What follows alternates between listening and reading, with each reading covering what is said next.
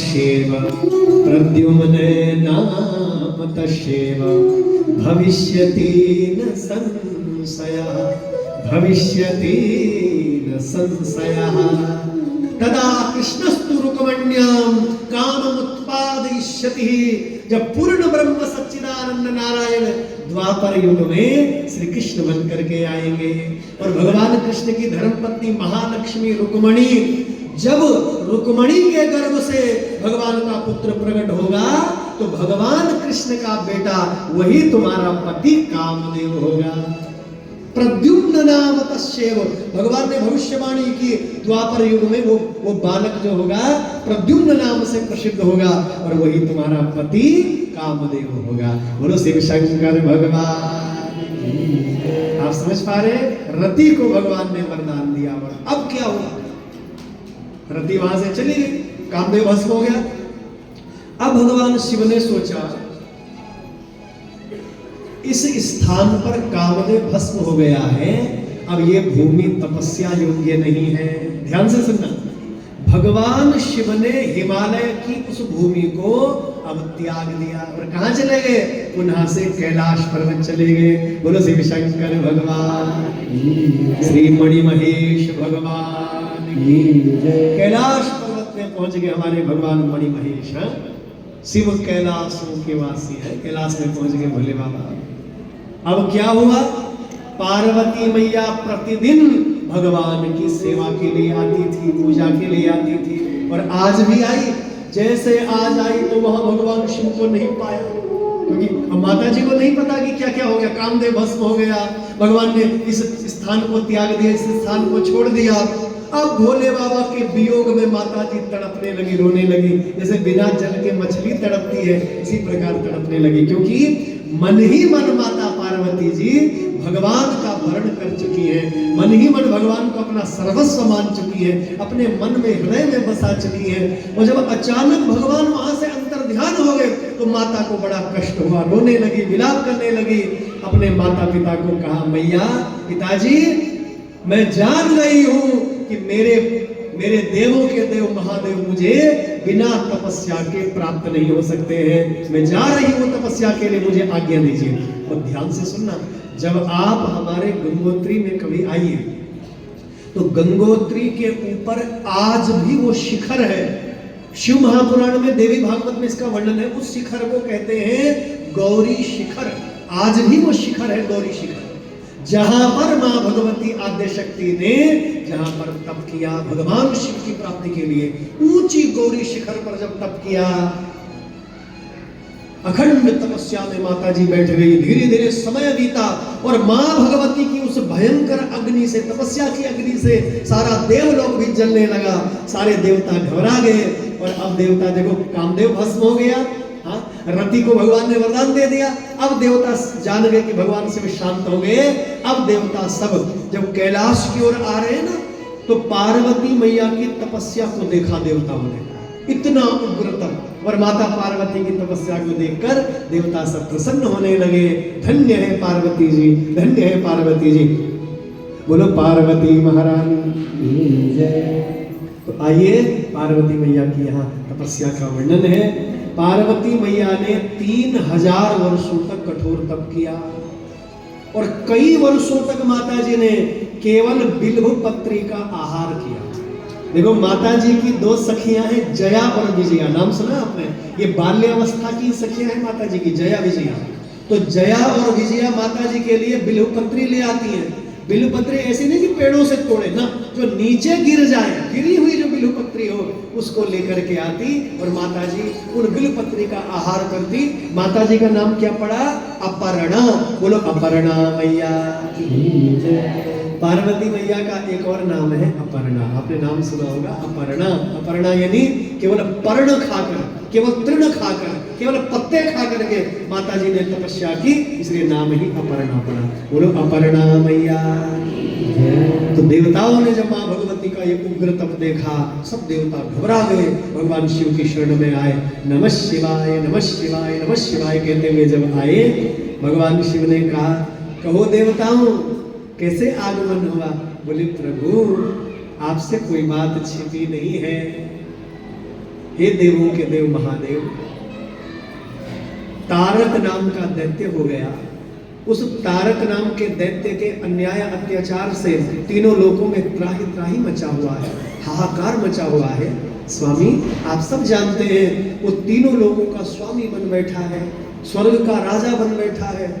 प्रभु हम उससे नहीं जीत पा रहे हैं, तो स्वामी उसका वरदान है, ब्रह्मा जी ने वरदान दिया है कि मेरी मृत्यु केवल सुपुत्र के द्वारा ही होगी। प्रभु आपका पुत्र तब ही होगा जब विवाह करेंगे। और देखो पर्वतराज हिमालय की पुत्री बड़ा कठोर तप कर रही है गौरी शिखर में। स्वामी आप पार्वती जी को दर्शन दीजिए और उनसे विवाह करिए। तो जब भगवान नारायण भी देवताओं के साथ में है और भगवान नारायण ने जब ये प्रार्थना की तो भगवान शिव बोले, प्रभु पहले भी मैं विवाह नहीं करना चाहता था, मैं तो त्यागी वैरागी हूं, मैं तपस्या करना चाहता था, लेकिन आपकी आज्ञा से मैंने सती से विवाह किया। नहीं, आद्य शक्ति दक्ष की बेटी से विवाह किया मैंने, लेकिन प्रभु अब मेरी धर्म पत्नी की मृत्यु हो गई और दोबारा से आप मुझे ग्रस्त में बांधना चाहते हैं। प्रभु अब मैं दोबारा कैसे ग्रस्त में बंधूं? तो भगवान नारायण बोले, महादेव स्वयं के लिए विवाह मत करो। महापुरुषों का जो जीवन होता है वो परमार्थ के लिए होता है, वो परोपकार के लिए होता है। प्रभु आपका विवाह होगा, विवाह उपरांत पुत्र होगा, पुत्र होगा तो तारकासुर का अंत होगा, तारकासुर का अंत होगा तो देवताओं का कल्याण होगा, ऋषि मुनियों का कल्याण होगा, भक्तों का कल्याण होगा। प्रभु इसलिए स्वयं के लिए विवाह मत करिए, जगत कल्याण के लिए विवाह करिए। बोलो शिव शंकर भगवान की जय। भगवान शिव कुछ नहीं बोल पाए, सब देवता चले गए। भगवान शिव सोच रहे, हे भगवान कैसी मुसीबत में मैं फंस गया है, इस जंजाल से बड़ी मुश्किल से मुक्त हुआ और पुनः ये देवता फिर मुझे जंजाल में बांधना चाहते हैं। तो भगवान शिव को बड़ी चिंता हुई। तो भगवान ने क्या किया, सप्त ऋषियों को बुलाया और सप्त ऋषियों को पार्वती जी की परीक्षा के लिए भेजा। देखो बड़ी सुंदर कथा, पार्वती मैया की परीक्षा सप्त ऋषियों के द्वारा जब की गई तो माता उस परीक्षा में उत्तीर्ण हो गई। प्रसंग तो लंबा हो जाएगा, उतना समय नहीं है, परीक्षा में उत्तीर्ण हो गई। और सप्त ऋषियों ने वरदान भी दे दिया, वरदान दे दिया, मातेश्वरी अवश्य ही भगवान शिव से जल्दी तुम्हारा पाणी ग्रहण संस्कार होगा। वरदान दे करके चले आए। भगवान शिव ने पूछा, बोले क्या हुआ, तुम परीक्षा लेने गए थे? बोले प्रभु होना क्या, हम तो वरदान दे के भी आ गए।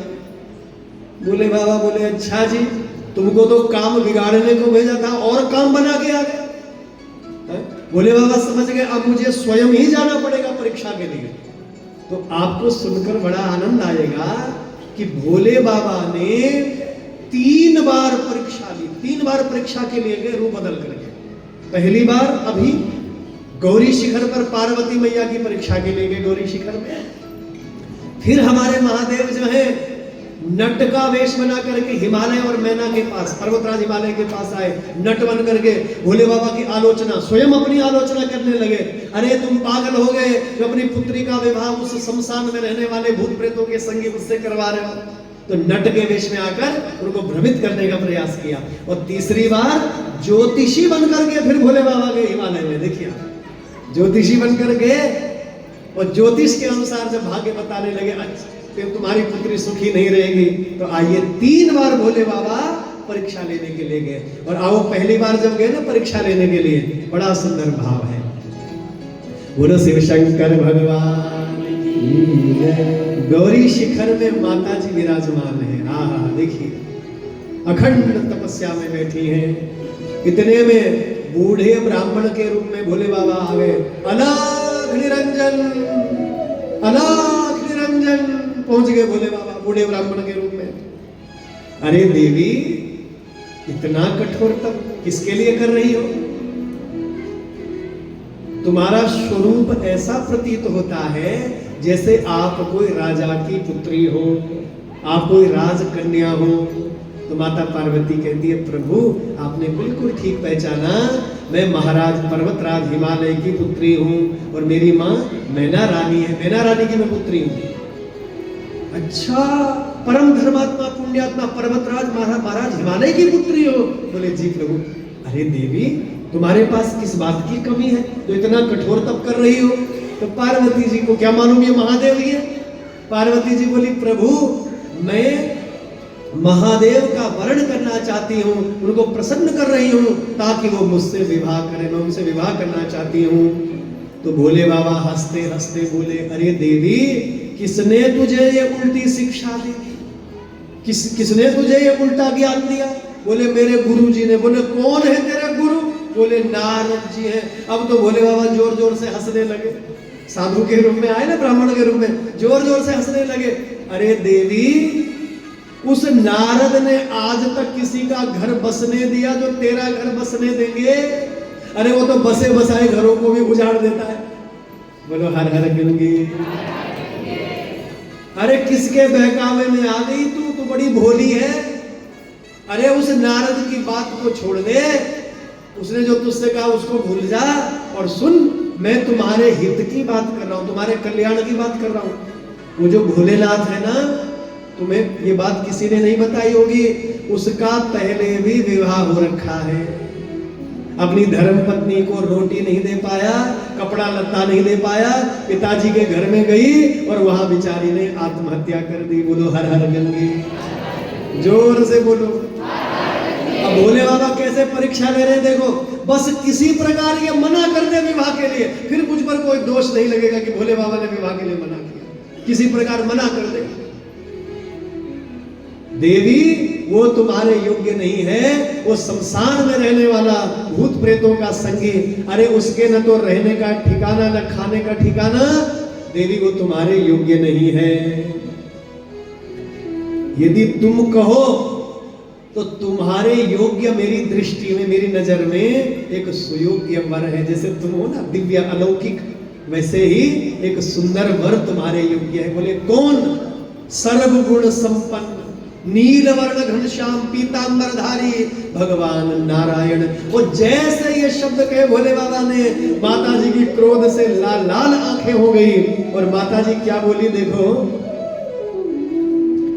महादेव अवगुण भवन। बालकांड में इस बात को गोस्वामी तुलसीदास जी भी लिखते हैं। महादेव अवगुण भवन विष्णु सकल गुणधाम, विष्णु सकल गुणधाम। जेहि कर मनोरम जाय सन, तेहि तेहि सन काम, तेहि तेहि सन काम। पार्वती जी क्या कहती हैं? महादेव अवगुण भवन विष्णु सकल गुण धाम। ये मैं स्वीकार करती हूँ कि भोले बाबा में सारे अवगुण है, महादेव में सारे दुर्गुण है। महादेव अवगुण भवन, अवगुण है, और विष्णु सकल गुण धाम, और भगवान विष्णु में सारे अच्छे गुण है, ये मैं मानती हूँ। लेकिन हे प्रभु, जेहि कर मनु रम जाय सन, जिस पर ये मन रम जाए, जिसमें ये मन रम जाए, तेहि तेहि सन काम। जिसका मन जिसमें रम जाए उनका उसी से काम है। मुझे विष्णु से लेना देना नहीं, वो चाहे अच्छा है बुरा है, वो जो है अच्छे है, लेकिन मेरा मन, मेरा हृदय भगवान महादेव के चरणों में लग गया है। मेरे लिए मेरे महादेव ही सर्वस्व है। जेहि कर मनोरम जाय सन, तेहि तेहि सन काम। जिसका मन जिसमें लग जाता है उसी का काम उसी से होता है।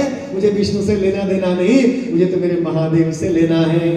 और माता जी ने बड़ी सुंदर बात कही, तजहु न नारद कर उपदेश, तजहु न नारद कर उपदेश। देखो बालकांड की बड़ी अद्भुत चौपाई है ये।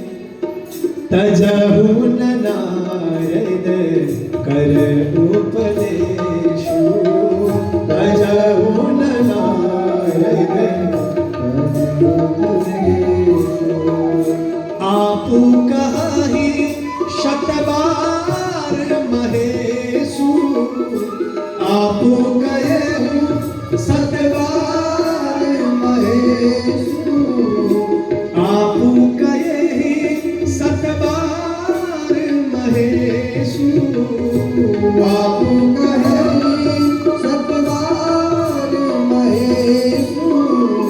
तजहि न नारद कर उपदेशो, तजहि न नारद कर उपदेश।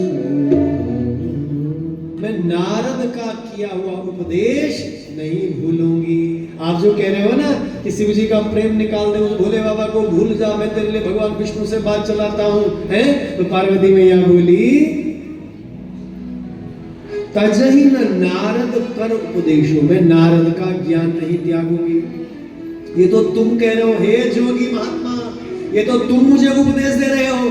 अरे इसी बात को यदि आप कहूं 7 बार महेशु, 1 बार नहीं 2 बार नहीं 100 बार आकर, सत यानी 100 बार महेशु, महेश मतलब भगवान शिव, इसी बात को यदि भगवान शिव भी आकर कहें और 1 बार नहीं 2 बार नहीं 100 बार आकर कहें, फिर भी मैं उनकी बात नहीं मानूंगी, फिर भी मैं महादेव का प्रेम अपने हृदय से नहीं निकालूंगी। हाँ, फिर भी महादेव को नहीं त्यागूंगी, उनकी भक्ति को नहीं त्यागूंगी। देखो कितनी बड़ी बात माता पार्वती जी ने कही। बोलो पार्वती मैया आप कहे 7 बार महेश, 100 बार आकर यदि महादेव भी कहे मेरी भक्ति को त्याग दे, मेरे प्रेम को त्याग दे, तो भी मैं उनकी बात नहीं मानूंगी। अरे जोगी ये तो तू कह रहा है, यदि इस बात को मेरा महादेव भी कहे ना और 100 बार आके कहे, फिर भी मैं उनकी बात नहीं मानूंगी, फिर भी महादेव का प्रेम नहीं त्याग सकती हूँ।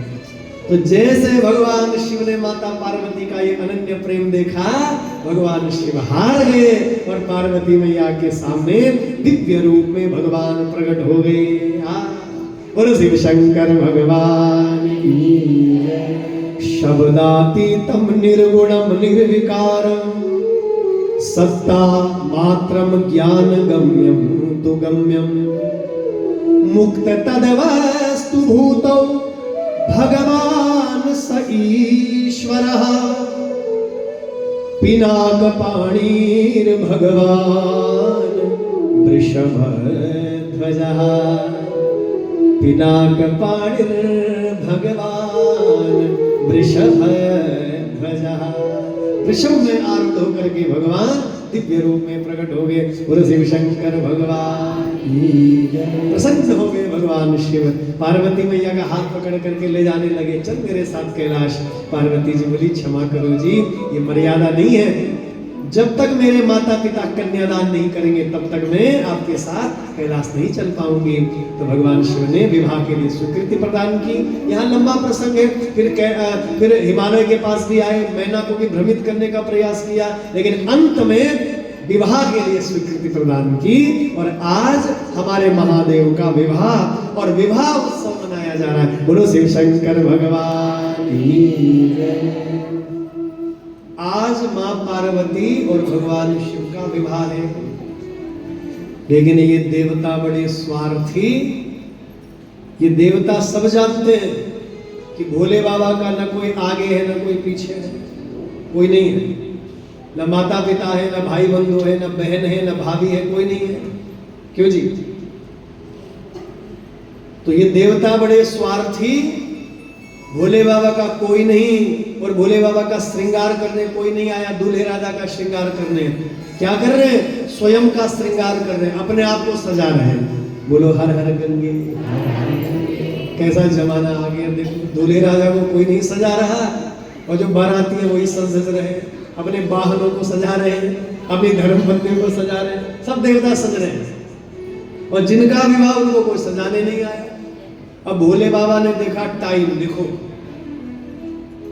देखो हमारे गढ़वाल में मंगल स्नान होता है, आपके पहाड़ों में भी होता होगा प्रातः काल, हल्दी स्नान होता है।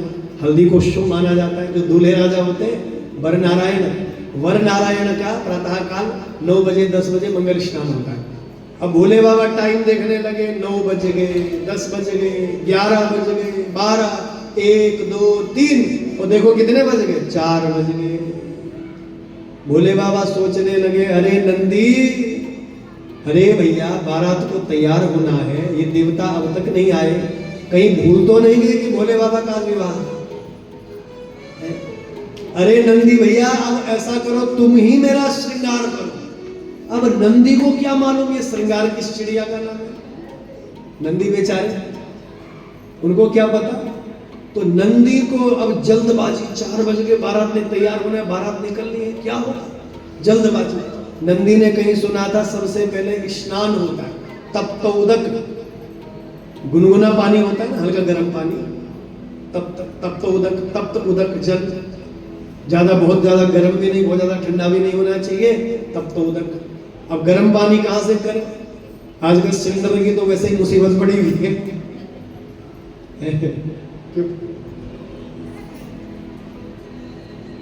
और वहां कैलाश में लकड़ियां सब गीली पड़ी हैं, लकड़ियां कैसे जलाए?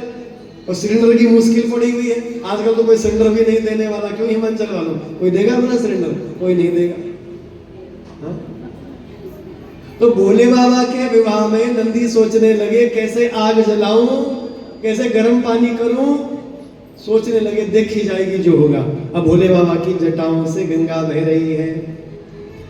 बाबा तेरी जटा बहती है गंगाधारा, बाबा तेरी जटा, गंगा बहती है मेरे बाबा की जटा से। और नंदी महाराज ने देखा गंगा जी बह रही है, एक घड़ा उठाया, कलश उठाया और उस गंगा जी के धार के नीचे कलश को लगा दिया। और जब कलश ठंडे ठंडे गंगा जल से भर गया और वो कलश उठाया, भोले बाबा के ऊपर से उड़ेल दिया, हरे हरे महादेव, हरे हरे महादेव। भोले बाबा के ऊपर ठंडा शीतल गंगा जल उड़ेल दिया। कैलाश की बात, कितना ठंडा गंगा जल रहा होगा सोचो।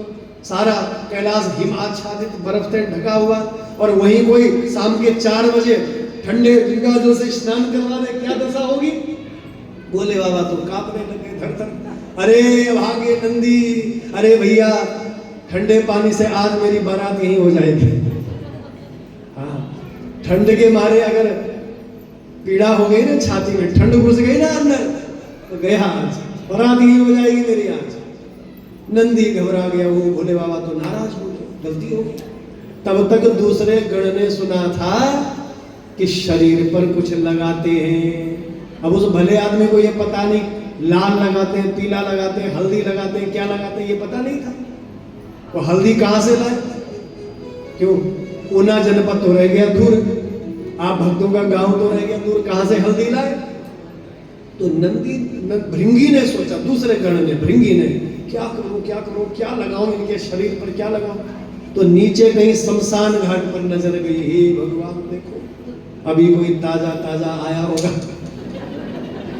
कोई शव आया होगा। अब उसके परिवार वालों ने दाह संस्कार करके सब अपने अपने घर चले गए। अब दूसरे गण ने क्या किया, सब तो घर चले गए, और गरम गरम जो राख पड़ी हुई है वहां उस शव की मुर्दे की, एक टोकरे में वो राख भरी और दौड़ता दौड़ता आया और भोले बाबा के ऊपर से वो गरम गरम राख उड़ेल दी, हरे हरे महादेव।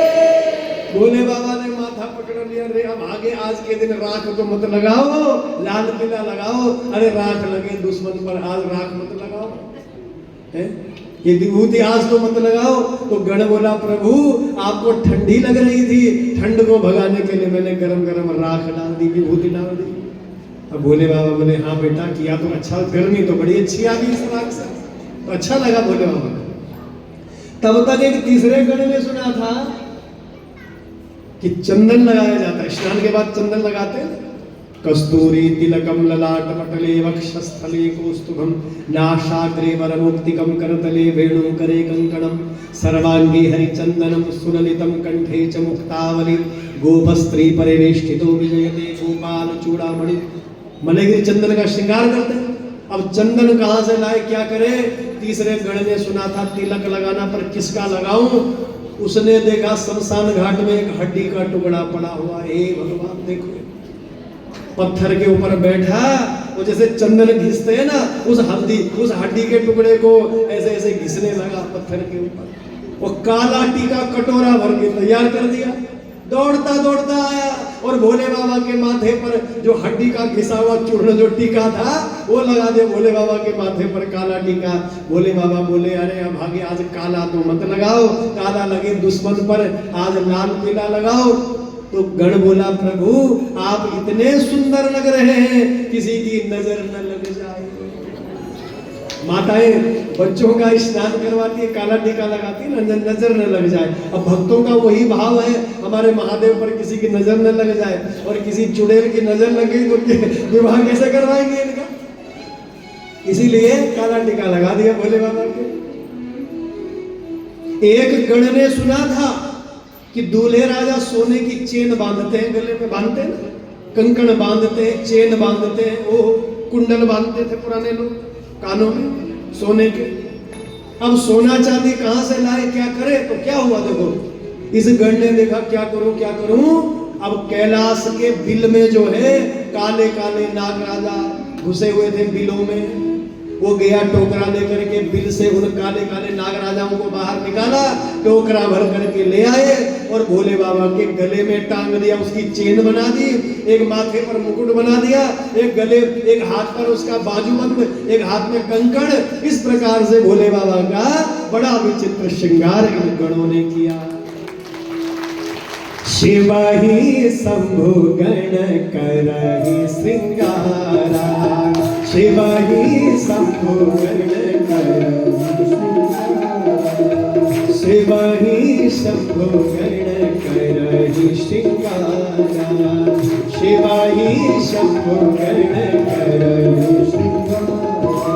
जटा मुकुट आहि मोर समारा, जटा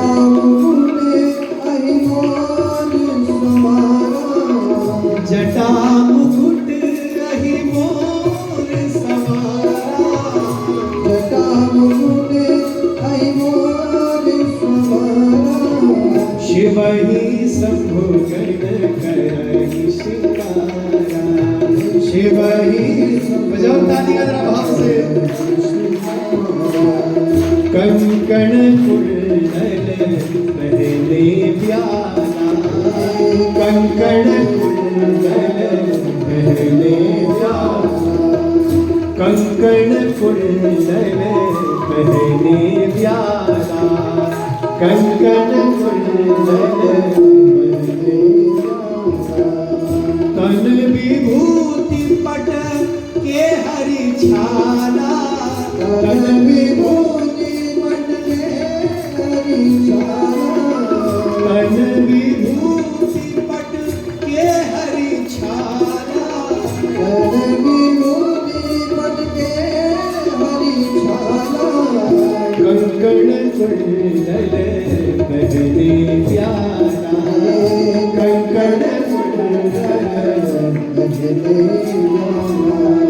शीश मुकुट सुंदर सिर गंगा, शीश मुकुट सुंदर सिर गंगा, नयन तीन उपवीत भुजंगा, नयन तीन उपवीत भुजंगा, नयन तीन उपवीत भुजंगा, नयन तीन उपवीत भुजंगा, शिव ही शंभु गण करहि श्रृंगारा, शिव ही शंभु गण करहि श्रृंगारा, मुकुट ही मोर सवारा, जटा मुकुट ही मोर सवारा,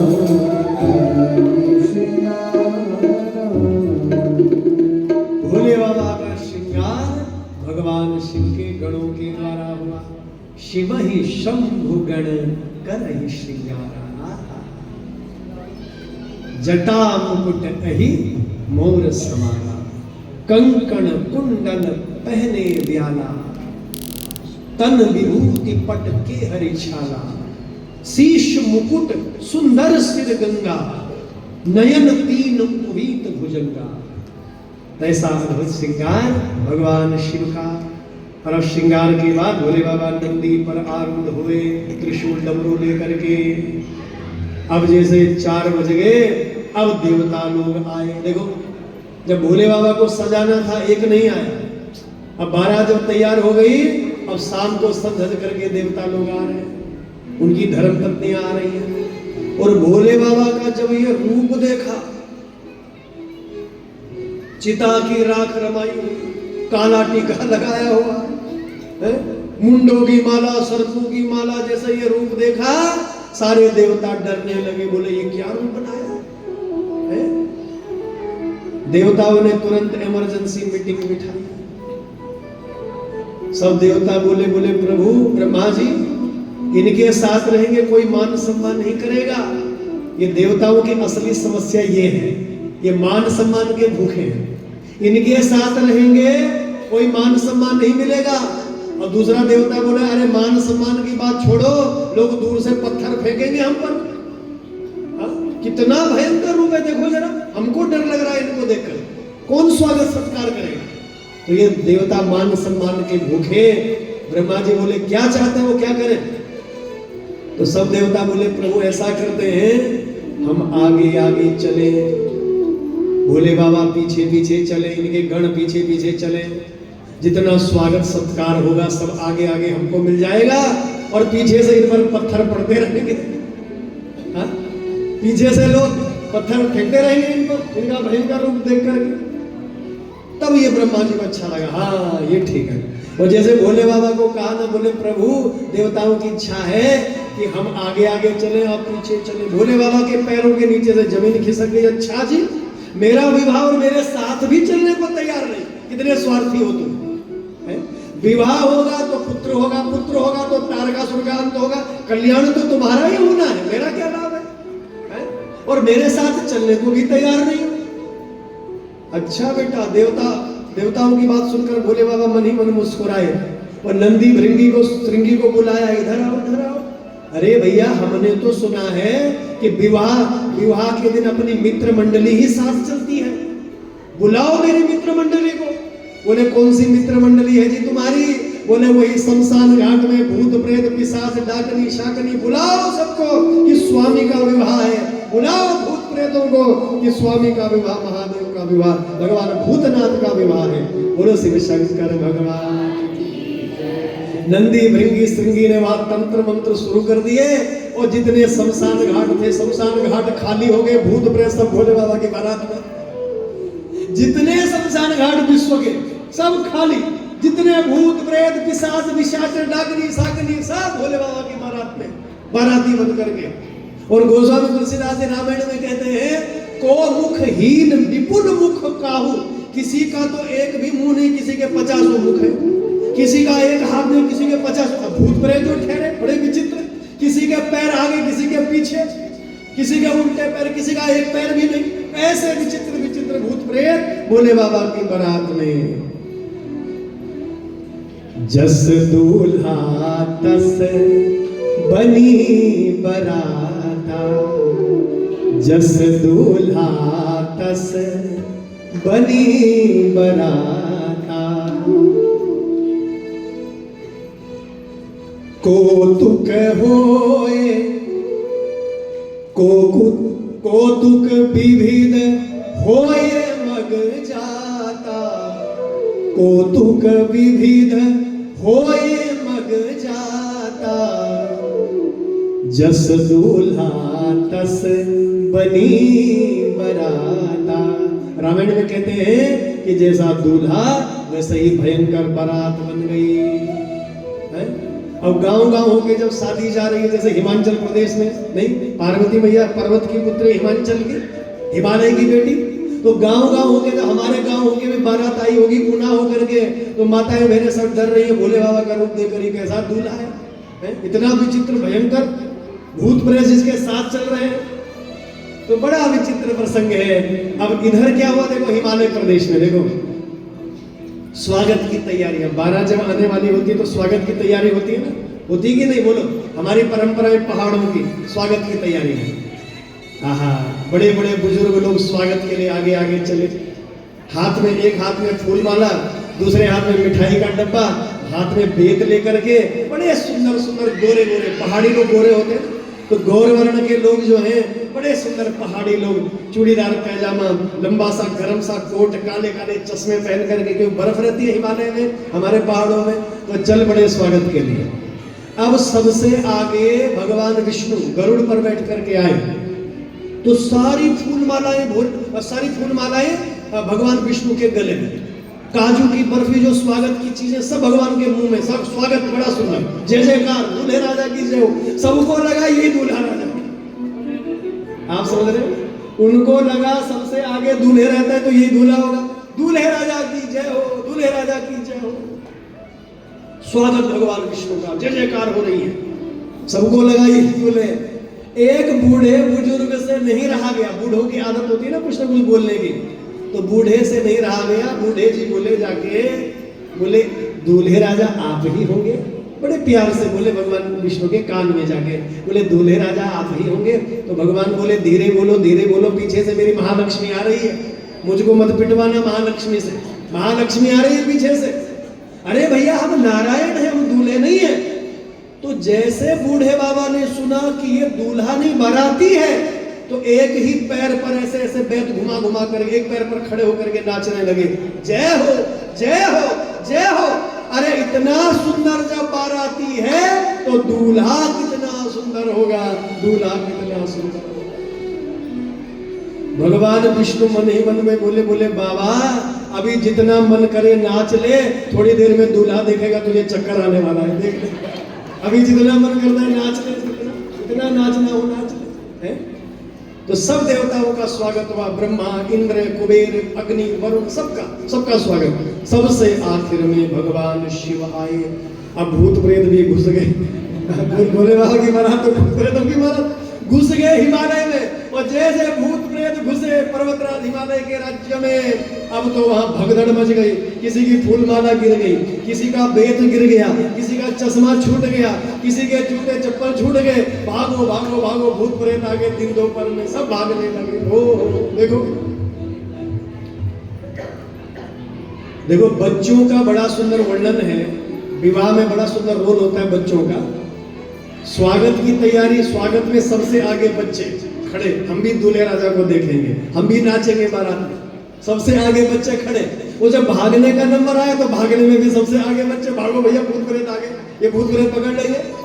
भगते भगते अपने घर में आए, मैया मैया मैया दरवाजा बंद कर दे, मैया मैया मैया खिड़की बंद कर दे, मैया मैया लाइट ऑफ कर दे। मैया बोली मारो एक, अरे आज हमारी राजकुमारी पार्वती का विवाह है, ऐसी गलत बात नहीं बोलते, ऐसी मंगल बातें नहीं करते, राजा साहब को पता लगेगा तो जेल में डाल देंगे तुमको। बच्चे बोले मैया अरे जेल में उसको डालेंगे जो जीवित बचेगा, अन्यथा ये भूत प्रेता सबको खा जाएंगे, जल्दी दरवाजा बंद करो, जल्दी खिड़की बंद करो, लाइट ऑफ कर दो, अन्यथा ये भूत प्रेत सबको पकड़ लेंगे। दरवाजा बंद, खिड़की बंद, कर्फ्यू लग गया। अब भोले बाबा बेचारे नंदी पर बैठ के भूत प्रेतों के साथ, अरे नंदी, अरे भैया ये क्या तरीका इनका स्वागत का, हम आए और ये सब पीठ दिखा करके भाग रहे। तो नंदी बोले प्रभु इन भूत प्रेतों के कारण सारा काम खराब हो गया, ये भूत प्रेत जो बुलाए ना तुमने साथ में। बारात पहुंची किसी प्रकार द्वार पर, माता मैना रानी को सखियों ने कहा मैया चलो बारात आ गई, स्वागत के लिए चलो। तो सखियों के साथ माता मैना रानी आरती का थाल लेकर आई, और आरती कैसे घुमाते हैं, देखो मस्तक से ऊपर से घुमाते हैं ना आरती, और जैसे ऐसे आरती घुमाई तो देखो जो आरती के जो दिए थे, जो जोत, उस जोत ने देखा कि भगवान शिव के मस्तक पर चंद्रमा आरती उतार रहा है। हाँ, देखो विचार करो, अरे जिसकी आरती अलौकिक दीपक, अलौकिक ज्योति, वो चंद्र उतार रहा है। अब जिसकी आरती चंद्रमा उतार रहा है, वो दिए उसके सामने क्या है, तो दिए लज्जित हो गए, दिए बुझ गए।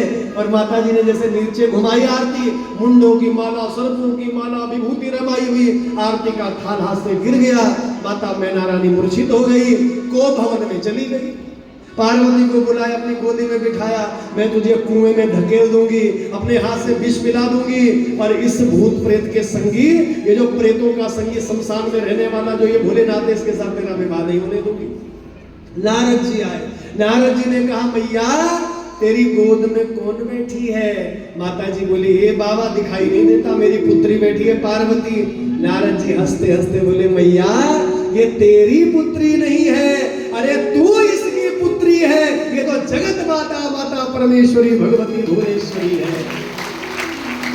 याद करो जब तुमने कठोर तप किया, देखो इतना समय बीत गया था, माता जी को विस्मृति होगी, माया का प्रभाव था मां भगवती का, सब भूल गए थे कि ये जगदम्बा है। अरे मैया याद करो तुमने कठोर तप किया, मां भगवती ने अनुग्रह किया, जो तुम्हारी पुत्री बनकर आई है। अरे ये तो शिव की शक्ति है, पिछले जन्म में दक्ष के घर में दाक्षायणी बनकर आई और आज तुम्हारे घर में तुम्हारी पुत्री बनकर आई है। ये तो साक्षात जगदम्बा भुवनेश्वरी है, पुत्री नहीं तू इसकी पुत्री है, ये तो जगत माता है। बोलो जगदम्बे मैया की। ये तो जगत के कल्याण के लिए, जगत के उद्धार के लिए तुम्हारे घर में तुम्हारी पुत्री बनकर तुम पर अनुग्रह किया है, तुम पर कृपा की है। माता ने जब यह सुना तो आंखें कान खुल गए, दिव्य दृष्टि प्राप्त हुई, माता जी ने दिव्य दर्शन दिए। और आइए यहाँ पर माता पार्वती ने